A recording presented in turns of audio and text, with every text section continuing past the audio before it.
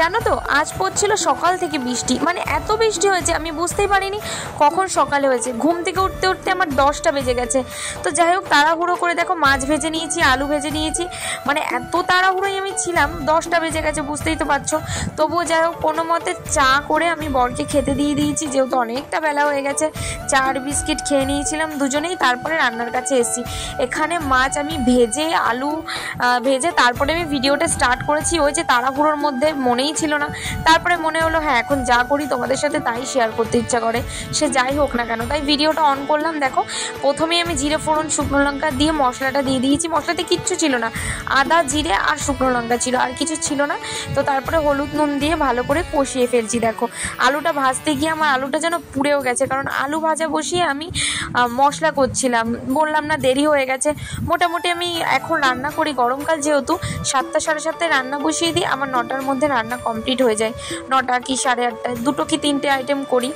তো আজ আমার খুব দেরি হয়ে গেছে, যেহেতু রান্না করতে করতে আমার 10টায় আমি রান্না বসিয়েছি, 10টা না সরি 10:30, 10টায় উঠেছি, তারপরে গুছিয়ে টুছিয়ে 10:30টায় রান্না বসিয়েছি। আমার 1 ঘন্টা, হ্যাঁ 1 ঘন্টা 45, 1 ঘন্টা মতন লেগেছে, সরি 1 ঘন্টা মতন লেগেছে।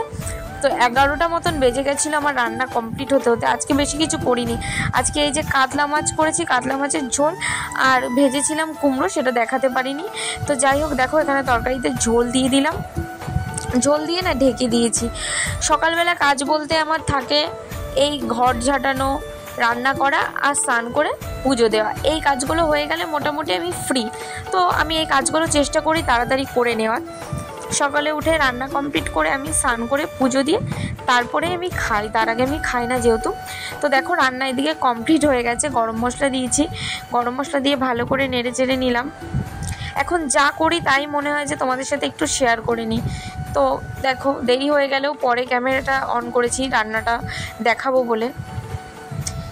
রান্না দেখানোর থেকে বড় কথা এই যে এখন ভয়েস ওভার দিচ্ছি না, তোমাদের সাথে গল্প করতে মেন কথা আমার খুবই ভালো লাগে।